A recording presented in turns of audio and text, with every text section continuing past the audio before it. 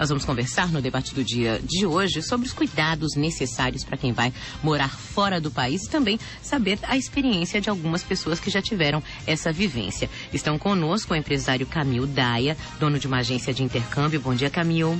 Bom dia, Silvana. O administrador e ex-intercambista no Canadá, ele que morou 7 meses lá no Canadá, Guilherme Vargens. Bom dia, Guilherme. Bom dia, Silvana. E também o advogado e professor de Direito Internacional da Faculdade Rui Barbosa, Fábio Gouveia Carvalho. Bom dia, doutor Fábio. Bom dia, Silvana. Bom dia, ouvintes. Guilherme, teve alguma experiência que você vivenciou no Canadá que você preferiria não ter passado por ela? Na verdade, isso não existiu. Foi assim, para mim, não sei se por um fator de sorte ou pelas condições, foi realmente uma experiência na totalidade fantástica. Quer dizer, você não passou nenhum aperto, nenhuma dificuldade com a língua, nenhuma dificuldade com o trabalho, não teve nenhuma situação mais delicada de pedirem documentos e você ficar um pouco assustado, não houve nada. Foi uma viagem maravilhosa durante 7 meses de vida no Canadá.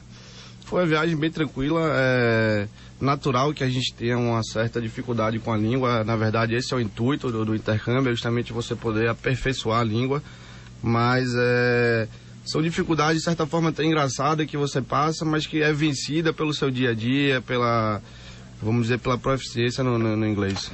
E o que você recomendaria para os intercambistas que seguem para o Canadá? Eu mesmo conheço muitos que fazem parte dessas estatísticas de baianos que seguem para aquela região ultra gelada, procurando, sobretudo, um emprego, né? Que é um local que tem uma oferta de trabalho bastante razoável. O que você indicaria para as pessoas baianas que estão querendo se meter nessa fria no bom sentido, no caso? O Canadá, ele tem uma taxa de natalidade muito baixa, então é um país que de certa forma está envelhecendo, então o próprio governo estimula a pessoas jovens com o perfil adequado, né, o perfil profissional deles, a irem morar no Canadá. Eu acho que o conselho, eu diria que a primeira coisa é você estar disposto a viver com culturas diferentes, saber lidar com culturas diferentes, respeitar e ser capaz de justamente conviver com essas diferenças climáticas, vamos dizer assim, né? Agora, Camil, a gente sabe que nem toda viagem de intercâmbio é maravilhosa como a que foi a de Guilherme, né? A gente sabe que existem situações em que, enfim, as pessoas ficam doentes, né? Isso acontece quando você vai para um local mais frio. As pessoas muitas vezes começam a trabalhar como ilegais, mesmo estando no intercâmbio, mas prestam algum tipo de serviço, muitas vezes muito diferente, menino de classe média alta, que vai trabalhar para remover madeira de parede, que é um serviço que muito provavelmente ele jamais faria aqui no Brasil. Muita gente fica em casa de famílias também, nem sempre a primeira casa é a ideal, o relacionamento é o mais apropriado. Como é que vocês trabalham nessa área de intercâmbio? Como é que vocês criam uma rede de proteção para as pessoas que vão para o exterior? Bom, Silvana, 90% dos nossos clientes, hoje, quando pensam em fazer o intercâmbio, eles primeiro têm a segurança de que estão indo através de uma empresa que já tem um know-how, né, aqui na Bahia, né, no Brasil, e que tem parceria com instituições de ensino, né, no exterior, que também já existem há muitos anos, né? Então a gente faz toda uma apresentação, né, explica, né, o que aquela instituição tem de diferencial, qual é a tradição que ela tem.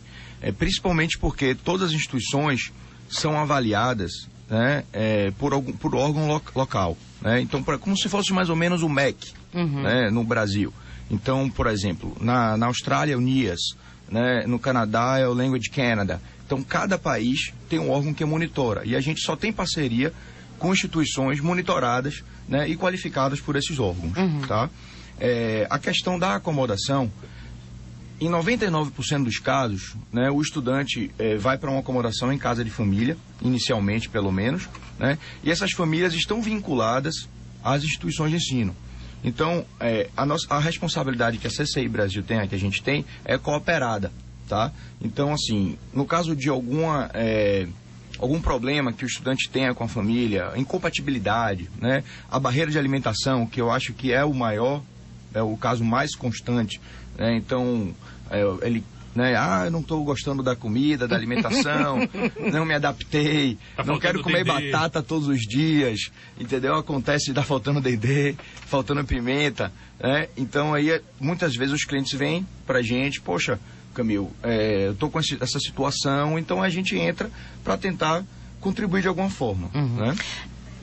Isso também é feito de um modo, digamos, preventivo. Você vê um candidato que deixa muito claro, assim, suas preferências, suponho que existe uma entrevista, chatinho, né? Mais delicado.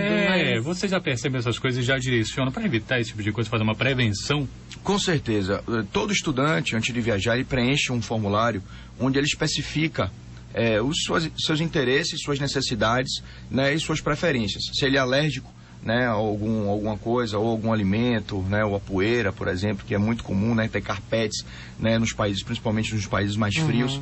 Então ele vai especificar e isso vai estar no perfil dele. Então, quando a instituição de ensino for buscar essa casa de família, ele vai se basear pelo perfil do estudante. Isso já vai minimizar qualquer tipo de risco. Agora, claro, que ainda assim pode acontecer algum tipo de incompatibilidade, né? Uma vez aconteceu um caso de um cliente que quis debater com o pai de família, né? Ele quis argumentar e estava até no Canadá, inclusive, né? Ele quis, não, eu nunca vi um caso desse, que não foi nem um estudante que quis sair, foi o pai que pediu para o estudante sair. Então, ficou uma situação engraçada, né? Inédita, que a gente até conseguiu depois colocar o estudante em outra família. Agora, essa rede de apoio, ela é constituída de que forma? Por exemplo, eu tenho uma filha de 16 anos, né, menor de idade, que quer ir para um país qualquer, quer ir para, sei lá, Inglaterra, vai para Londres para estudar inglês, determinada instituição. Qual é a rede de apoio que ela tem lá? Se ela tiver um problema com a família, por exemplo, uma situação de assédio, né, que assim, que é uma coisa que pode acontecer, em nenhum lugar a gente está livre disso, infelizmente, né? Mas uma situação de assédio, ou se ela tiver uma situação de doença, ou qualquer situação em que ela se sinta constrangida, quem é que ela procura? Como é que funciona? Qual é o melhor meio, né? Pensando assim, que nem todo mundo tem uma grande rede de apoio ou acaba fazendo intercâmbio com uma empresa tão segura, mas qual é a rede de apoio que normalmente essas pessoas têm no exterior? Na verdade, a gente entende que as instituições de ensino, né, são os nossos representantes em cada país. Então, além da família, né, ele tem um suporte também da própria instituição de ensino. E, obviamente, no meu caso, em especial, eu sou 24 horas. Então, o estudante, ele pode me contactar, os pais do estudante podem me contactar em qualquer tempo. Mas ele tem, por exemplo, um coordenador lá, uma pessoa lá na instituição que ele possa procurar se ele estiver vivendo uma situação com complicada? Certeza, com certeza. Se for um problema de relacionamento, que não for no caso de saúde, né, ele pode procurar a secretaria da própria instituição. No caso que você falou da Inglaterra, mas no caso dos Estados Unidos, existe uma lei que exige que, no máximo, em 100 milhas de distância, né, exista um representante de área. Mas aí é uma outra situação, não é porque você falou da Inglaterra. Não, mas é porque assim, a gente está falando sobre qualquer lugar. O ideal talvez seja até esse, existe né? essa obrigatoriedade, tá? Tem que existir um representante de área, além da família que ele está. Se for um programa de high school, que é o programa que você está se referindo, para a idade de 16 anos. Agora, doutor Fábio, existe uma diferença muito grande quando você vai expatriado, né? Quando você vai já adulto, trabalhando, em termos de legislação e de cuidados necessários, de responsabilidade de empresa e de uma empresa de intercâmbio, quer dizer, a empresa que está me mandando, eu sou profissional e vou, sei lá, trabalhar na Itália, quem sabe, né? Vou trabalhar na Itália e um programa de intercâmbio que leva um menor de idade, existe diferença de responsabilidade aí? Obviamente que existe, né? O intercambista, quando vai assessorado por um agente de viagem, ele vai buscar muito mais o aspecto da aprendizagem da língua, dentre outros aspectos. Na verdade, o adulto, quando vai, ele busca uma oportunidade de emprego. E aí que envolve toda a legalidade. A maioria dos casos que a gente pega, na verdade, está relacionada a esse tipo de situação, onde o adulto vai para outro país em busca de um trabalho e na maioria das vezes não vai de forma regular. Então, e muitas vezes a gente tem uma deportação. Então, é esse tipo de assessoria que a gente faz. Então, a gente tem inúmeras cautelas para serem tomadas, inclusive para quem tem filho aqui no Brasil. As pessoas às vezes saem, abandonam lares, abandonam famílias e filhos, e aí existe toda uma cautela, desde o visto até, na verdade, a necessidade de regular a guarda da criança, com quem vai ficar a criança. Tudo isso, então, tem que ser regulado, e até a legislação trabalhista aplicável ao caso, em cada caso concreto. Mas tudo isso envolve uma... Agora, doutor Fábio, eu conheço algumas pessoas que moram irregulares, principalmente na Europa. Rapaz, eu não conheço um caso de pessoa que tenha sido deportada depois que conseguiu entrar. A gente vê, na realidade, assim, né, uma propaganda, estamos apertando o cerco contra os estrangeiros, tal.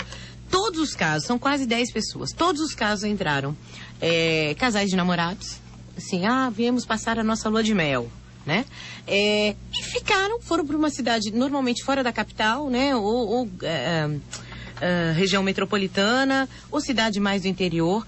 E eu achei que, em 2 casos especialmente, eu falei, não é possível, esses vão ser deportados assim, que vai ser do aeroporto eles voltam. Agora, se forem pegos, nunca mais, né? Na verdade é o seguinte, eu posso falar também como intercambista, inclusive, que eu passei mais de 1 ano em Portugal estudando, né, na época do mestrado. E presenciei várias situações de deportação. Na verdade, vai para o país, nesses casos na Europa, por exemplo, que não precisa do visto, né? A depender, obviamente, mas não precisa do visto na maioria dos casos, então ele vai. Lembrando que mesmo concedido um visto de entrada, ainda assim, na hora da chegada ao aeroporto, a autoridade então pode negar a entrada daquele que já está munido do visto. E ele não pode se insurgir contra a situação. Bom, entrando, regular ou não, mas aí pode entrar regular ou entrar irregular, e nessa situação se tornar um irregular, se fiscalizado e se por acaso nas atribuições ilegais, né, vamos dizer, de trabalho, ele sofreu algum tipo de fiscalização, ele pode sim ser deportado, inclusive pode ser preso, né? Existe hoje uma casa de detenção própria para esse tipo de situação, e lugares que não existirem esse tipo de coisa, ele pode inclusive ser preso em detenção comum até que haja a sua deportação.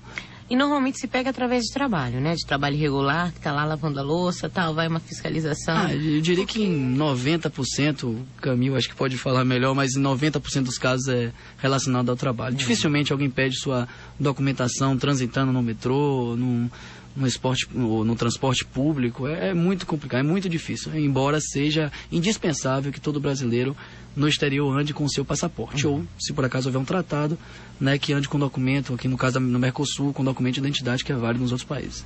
Na verdade, ainda bem que a gente nunca teve uma situação dessa com os nossos clientes, mas também falando como experiência de intercambista, que antes de abrir a empresa eu fui intercambista na Inglaterra, como o Dr. Fábio, né, acabou de falar, é muito raro acontecer de as pessoas ficarem querendo, né, pegar documentos das pessoas na rua, né? Basta estar transitando, estar querendo fazer monitoramento. A grande maioria dos casos de deportação, né, são em função de trabalho, tá? E principalmente através de denúncias. Então, a grande maioria das pessoas que são deportadas são denunciadas ou por algum problema que ele teve com alguém, algum relacionamento, até no próprio ambiente de trabalho, né? Algum europeu que não se deu bem com um brasileiro que está ilegal, ele vai lá e denuncia, esse aqui está trabalhando ilegal, pode ir lá. E eu não sei como, mas eles descobrem endereço, descobrem tudo, com quem mora na